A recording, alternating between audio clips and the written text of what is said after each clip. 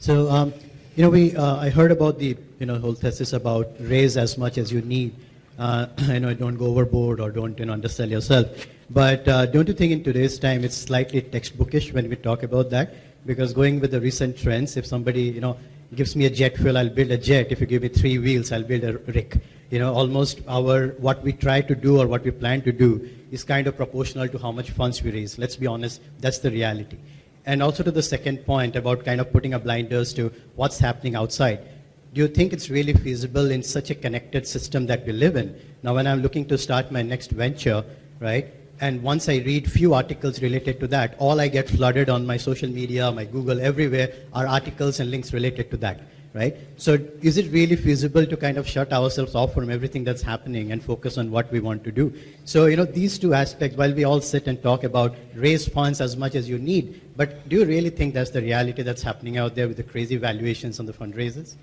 So how do you escape the external sort of distractions? And the other point is that why do I restrict myself?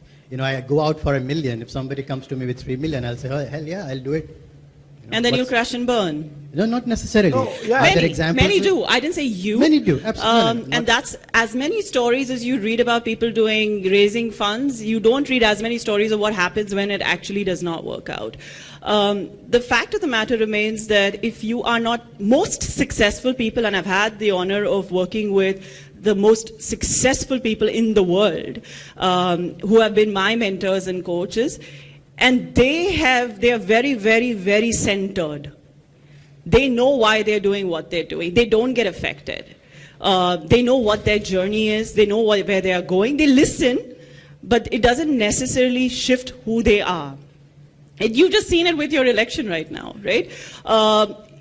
People who make it to the top are very good at taking information only as is needed. And I would honestly urge you to spend a lot more time centering yourself and knowing why you're doing what you're doing. It's not textbookish. Highly successful people, highly, highly successful, whether it's the Tata Group and all of them as leaders, whether it's the Mahindra Group, whether it's an Elon Musk, whether it's a Warren Buffett, you take them from wherever you want, a Jack Ma, any place, highly successful people are very, very comfortable in their own shoes. They don't get affected by what they hear around them. True, absolutely.